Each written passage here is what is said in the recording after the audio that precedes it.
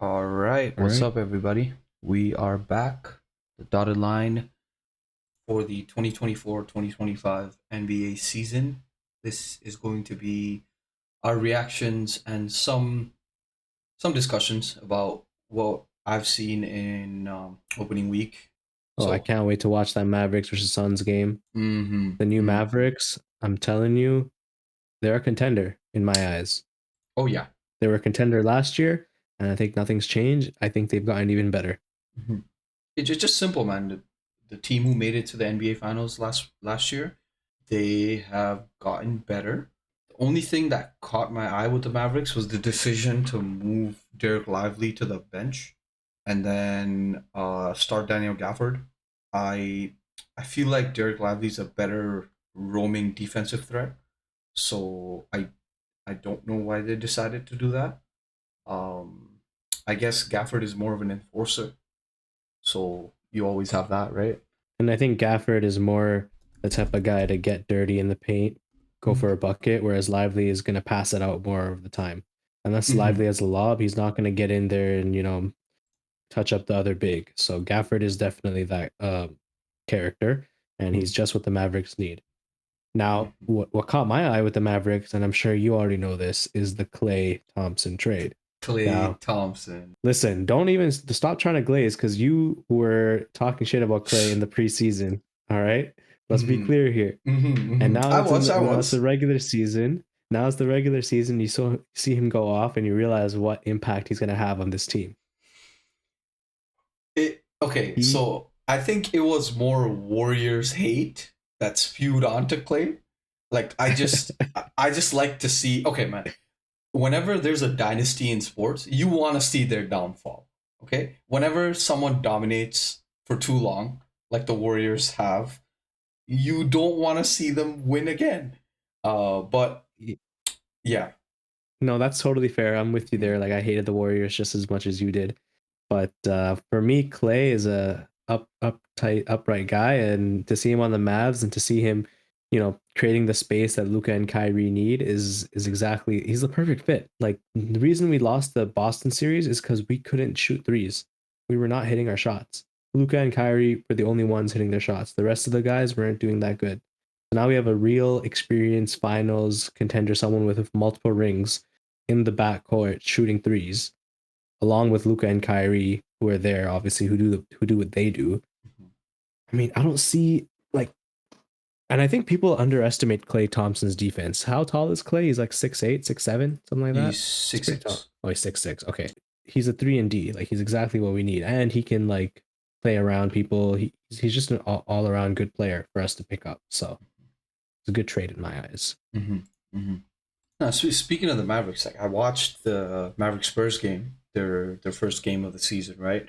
Yeah, So with CP now being the one for the Spurs, which is a huge change, by the way. I think they had like Devin Vassell running the point or something like that. yep, Like they didn't have a that's true right. point guard, and then they get one of the most tenured, um, proven, hardworking, most intelligent point guards in the league, right? Yep. Um, yes, I've hated on CP before. Will I do it again in the future? Maybe. Right? He's just that type of player, you know. He's just that type of player. He does the unspoken stuff that that kind of Yeah, rubs yeah. people the wrong way. But at the end of the day, CP is one of the premier point guards. Obviously, he's in year 20, which is insane, right? But Yep. yeah, still doing his thing, still spearheading an offense with a lot of young talent. Main person being Wemby, of course, right? That CP3 to Wemby connection. We're gonna see that more and more and more throughout the season. But yeah, Spurs started out really well in this game.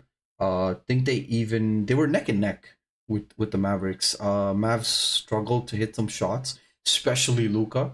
He started like 1 of 9 from the field or something like that. He just Yeah, it's wasn't. okay. It Yeah. happens. Mm, he just Okay, I'll give wasn't. Luca a Yeah. pass for that one. He just wasn't making his typical Luca post up shots, and yeah, but Mavs stayed in the game partly because of Clay, mostly because of Clay. I'll correct myself, mostly because of Clay. Hmm. Yeah, he just started doing the classic Clay stuff, catch and shoot, off the pin down screen, catch and shoot. Yeah, just I mean, let's he give kept some them in the credit to game. Wembanyama's defense, right? Hmm. Like, we have to give credit to Wembanyama's defense. Like, he's not a force to be reckoned with. Like, he's getting better. And I think he put on mass in the off season. Like, he's doing what everyone wanted him to do, which was get stronger, develop his fundamentals, and I mean his defensive ability. He's looking like the next Tim Duncan for the Spurs, honestly. And now he's got Chris Paul surrounding him. That's Tony Parker right there. Now we just need another French guy or European guy to take the third spot, and you have the classic Spurs dynamic back again. Like, I'm telling you, the Hmm. Spurs. I think they're doing too good. It's like the franchise forgot that they should be tanking and not trying to look good in the rankings. But I don't know. I think it's just because I'm a Wembanyama fan that like I want them to be doing good. But like, yeah, that organization is looking good. And I think they got a new player from the what team was it? The Sacramento Kings. They got one of their guys over there now too, right? Harrison Barnes, Harrison Barnes. Harrison Barnes, and correct me if I'm wrong, was pretty decent last season. solid player, solid Yeah. player, 10-year player. Hmm. He helps them in their defensive schemes. I believe. Don't quote me on this. I believe he started off on those Warriors championship teams. Yeah, so a player with great immense experience. Yeah, he started out on Golden Hmm. State. So yeah, they got some veterans on that team that they Hmm. that they really needed. Wemby did miss a few shots to start off the game, but yeah, again, like first game of the season, I'm not worried at all. He looks bigger, he looks stronger, Yep, so yeah, those things matter more than anything, to be honest. for sure. Mhm. But yeah, Any other teams you're looking forward to watching this season? oh yeah, for sure. But yeah, speaking of that, let's move on to that Knicks Celtics during first on Tuesday, uh, the first season opener. Man, Oh yeah, oh yeah, okay. Celtics hit like 11 threes in the first quarter. Um, JT. He is him. yeah, yeah. I think Steve Kerr messed up. Steve Kerr, you owe Jason Tatum an apology. uh, Oh man, we obviously, hated on him so much he became too good. Now people he's are insane. saying people are saying that the NBA fan base bullied Jason Tatum into his final form. So I'm not gonna like I didn't do the bullying. I just kept my opinions to myself, which by the way were I didn't think JT was the guy, but obviously proving people wrong in the first two games. In this game versus the Knicks, the Celtics tied their franchise record for Yep, 29 threes made during the game. They shot 47% from the 3-point line. insane. And it wasn't just Uh, JT and Jalen Brown; it was the whole roster hitting threes, yes. which was crazy. Mhm. Craziest game I've ever seen. But JT in particular, man, none of his shots were even close to the rim. Like, they were all swishing. Like, it was insane to watch. Yeah, he I don't know what happened. I don't know who is like coaching him in the off season, but whatever he's doing, like, he is in. I think he's like top 3 right now in the NBA. Just after watching that performance, it was crazy. Mhm. Mhm. Yeah. JT revenge season. Even though they're champions, this is yeah, this is He's this gonna go back to is back. mhm. The Celtics do look like that. As much as I don't want to admit it as a Laker fan, yeah, it's looking treacherous for the rest of the league, man. Um, we got yeah, like the whole team just Drew Holiday 18 points, Jalen Brown Yeah, 23 points, Derek White 24 points, Al Horford 11. Sam Hauser came off the bench to give them 10. Yeah, like this team is just too deep, yeah, and this too is too without well rounded. Porzingis. This is without KP. That's exactly what I was just gonna say. This is without their starting big man in the lineup who can space the Like, what? floor. Yeah, what's going on? Like, they don't even have Kristaps Porzingis, and they're already OP. This is insane. Yeah, Like I don't It's see how any team can answer their offensive ability, first of all, and then second of all, their defense is extremely good too.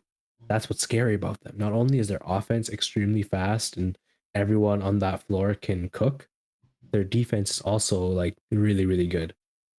They have rim protection, they have defensive guards and fast players and athletic players. Like I don't think there's much any team can do against the Celtics that they also can't do. the switchability on defense is like catches my eye because if they really want, they can switch 1 through 5.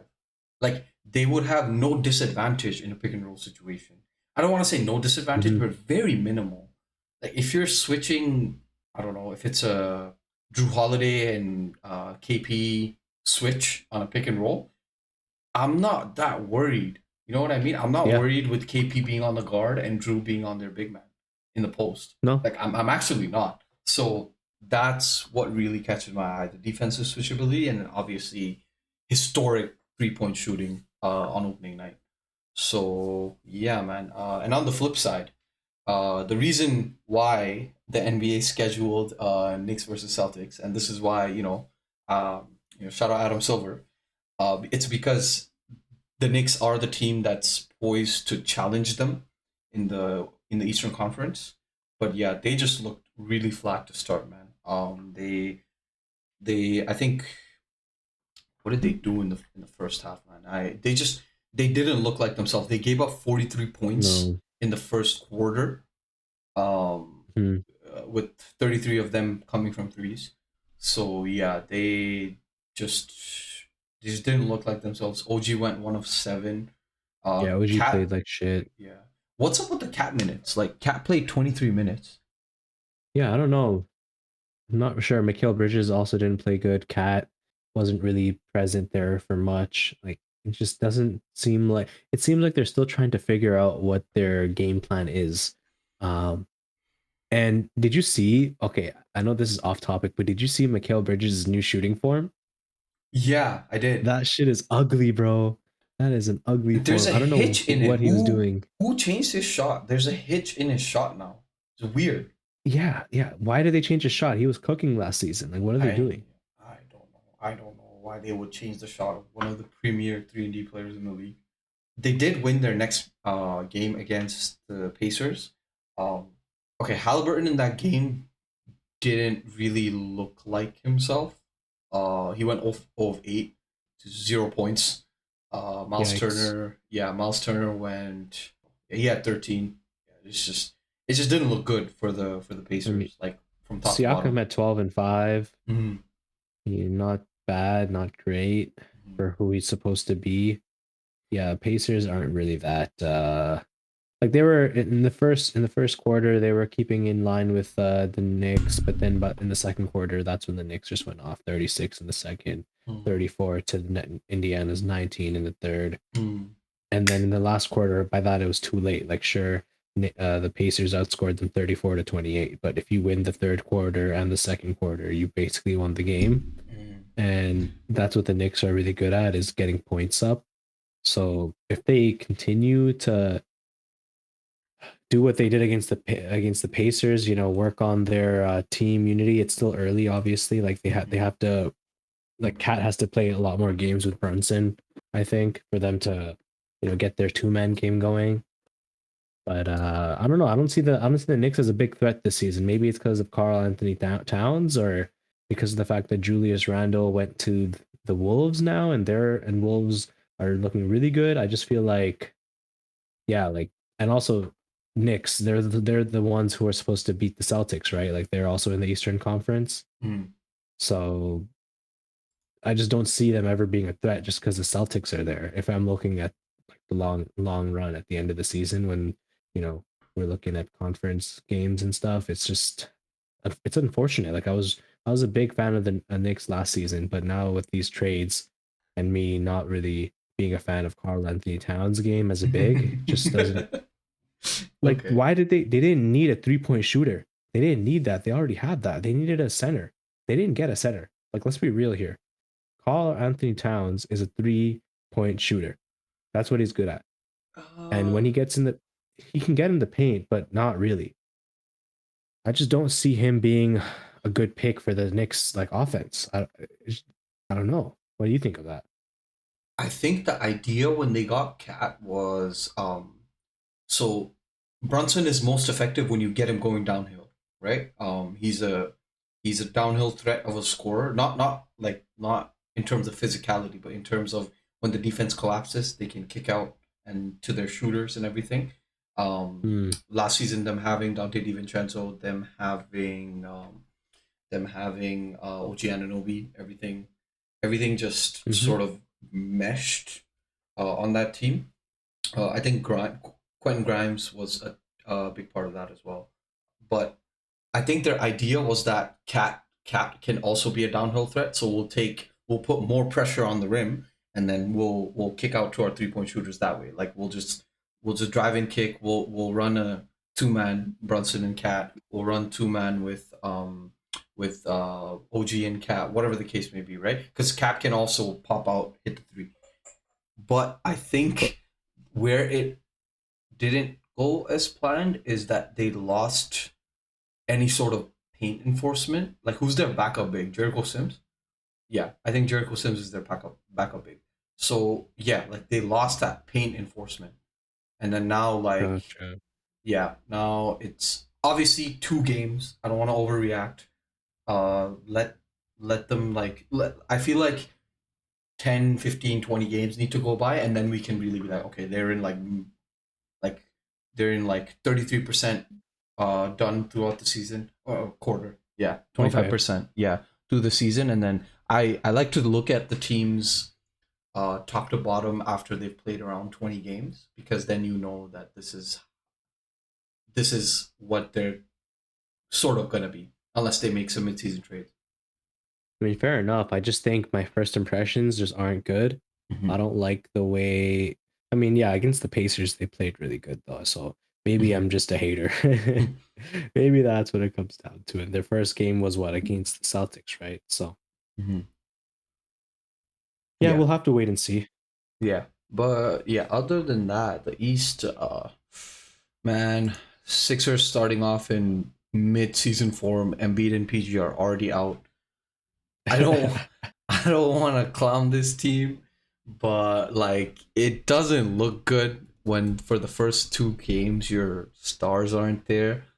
Joel Yeah, Embiid obviously coming out and saying, I'm not going to play back to backs." for the Insane, rest of his career. insane to me. If you're being honest, people reacted to it really badly as they should have. You are getting paid. Let me look at that contract, man. You are on.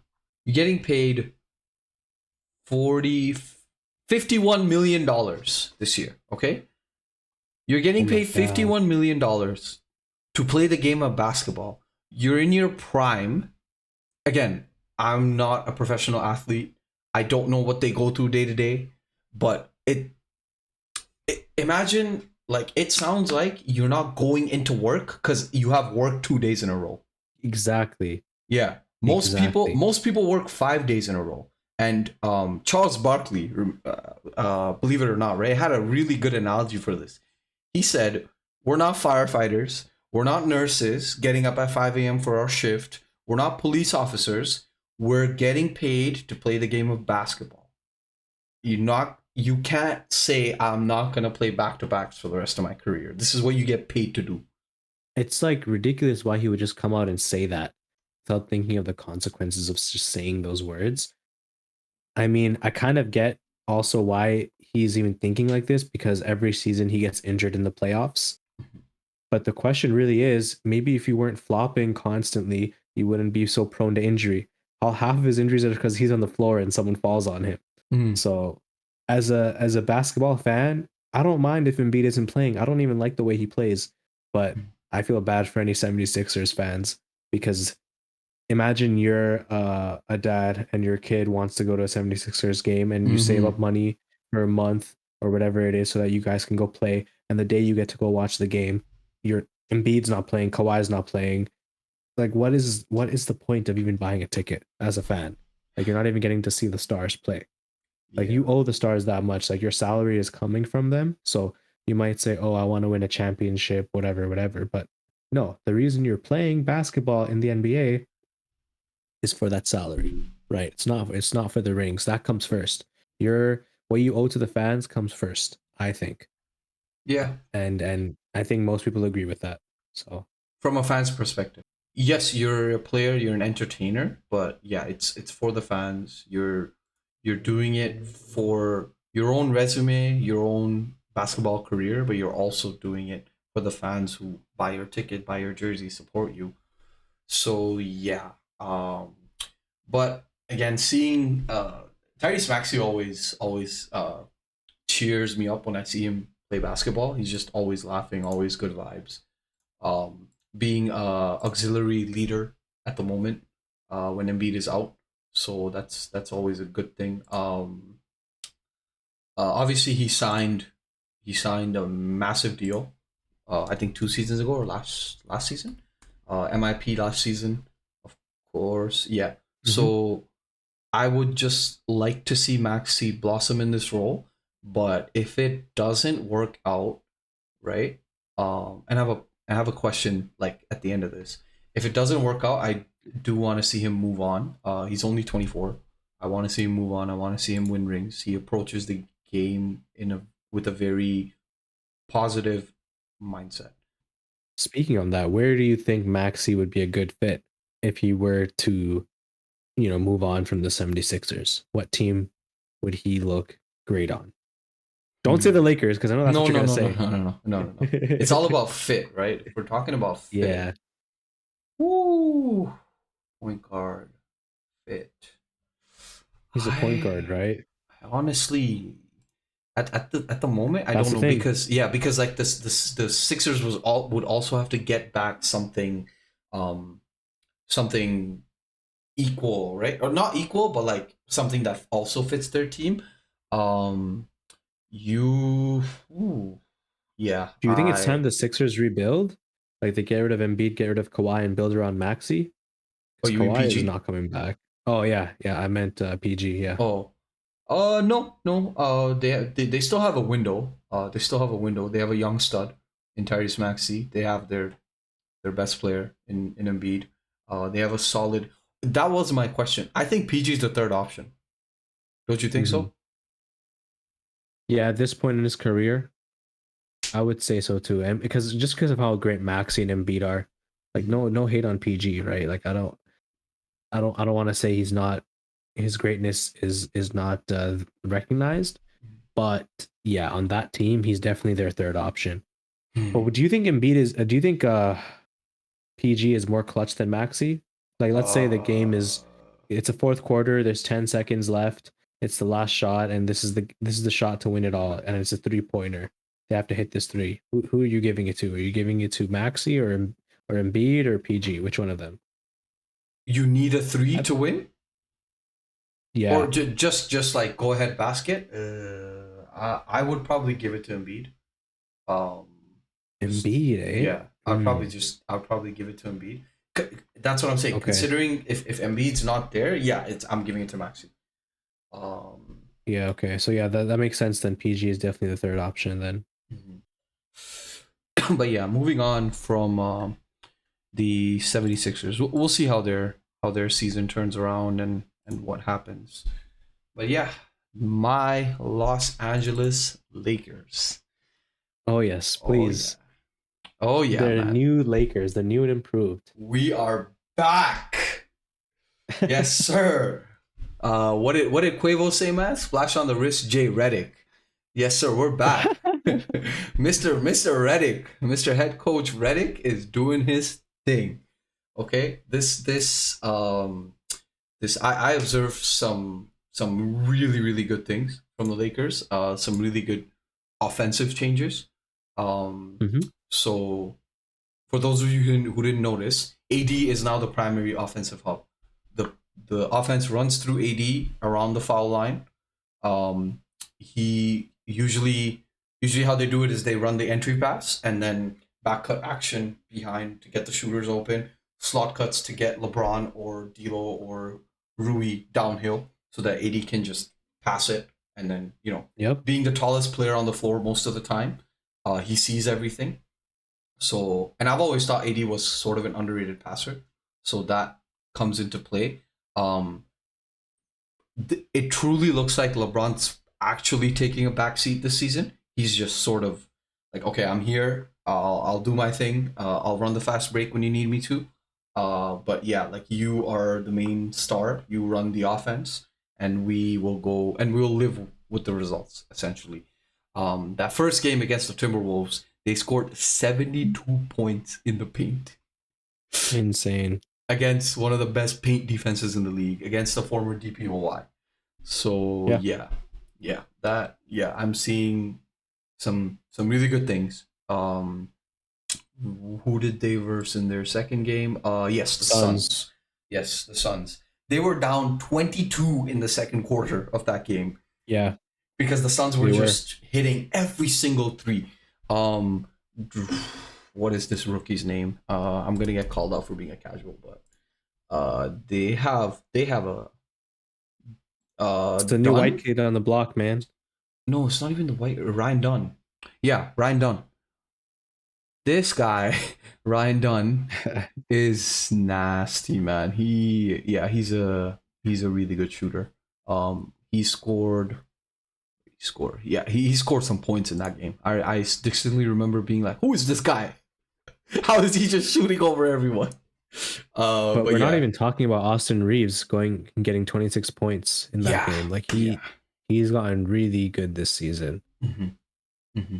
I mean, I think that anyone that plays around LeBron just improves if you give them enough time. Like their core stability, their impact to the game, their ability to like create shots, that's all improved. And now that they actually have like an actual offense instead of just give the ball to LeBron and figure it out, you know, which was what they were doing last season. And I know that got them far, but now they have an actual offense that runs around actions with AD, with Austin Reeves, with D'Lo. Like I really like watching Lakers games. It's very entertaining. And now that they have a system, an actual system, LeBron finally has a system after 20 plus years in the league.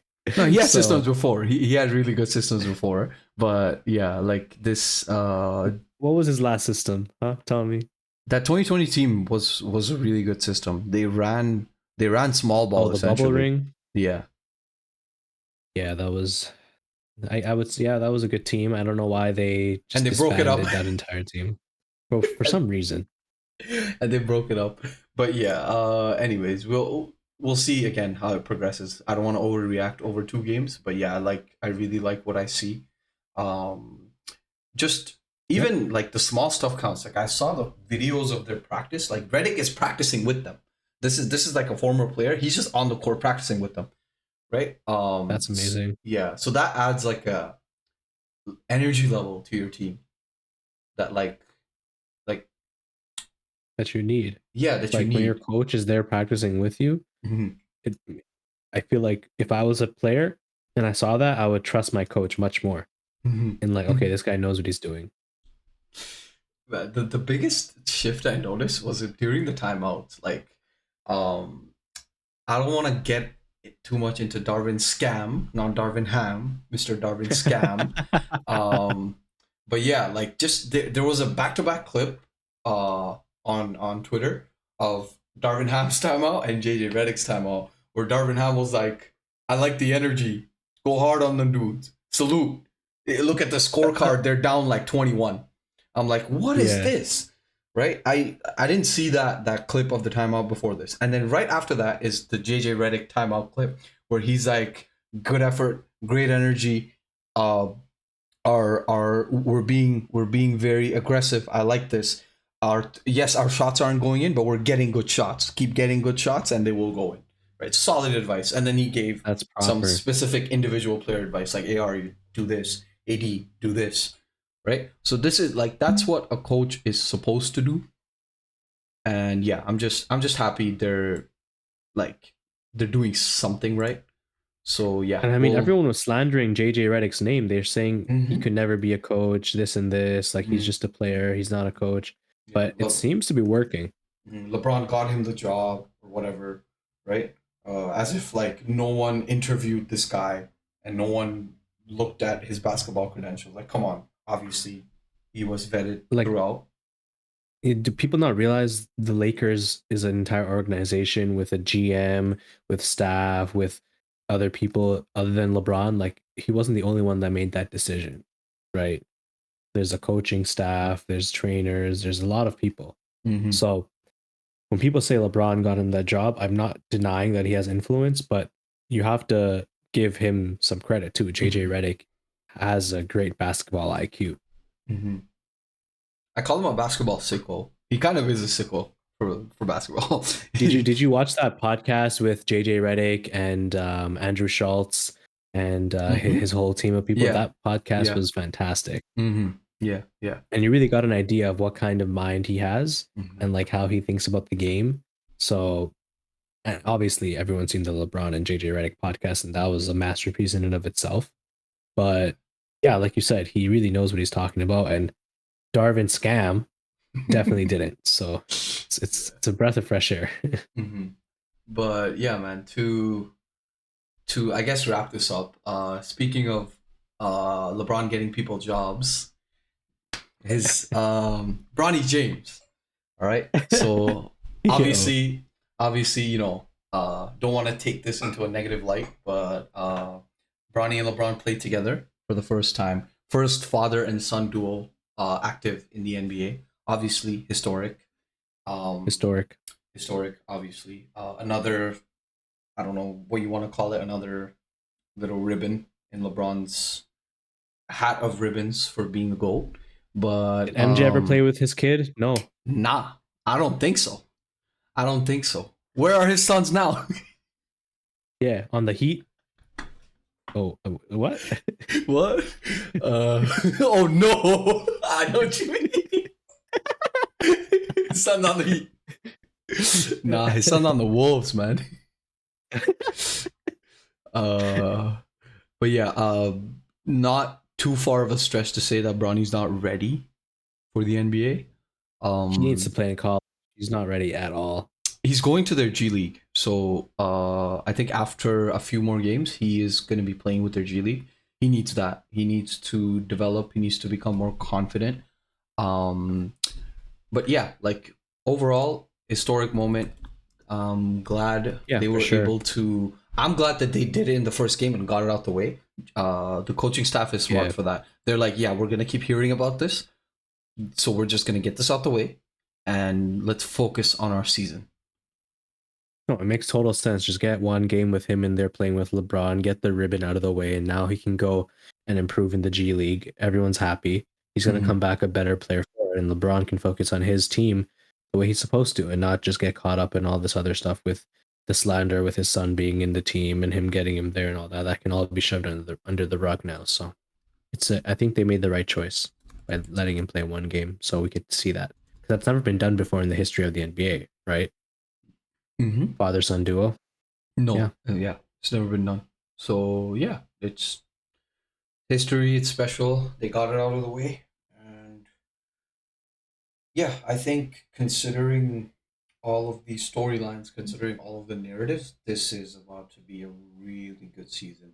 I haven't felt this excited for an NBA season in a while. Yeah, I can't wait to watch the games that are about to come up and see how the season plays out. Yeah, I'm looking forward to it. Cannot wait. This is the most balanced the league has been in a long time.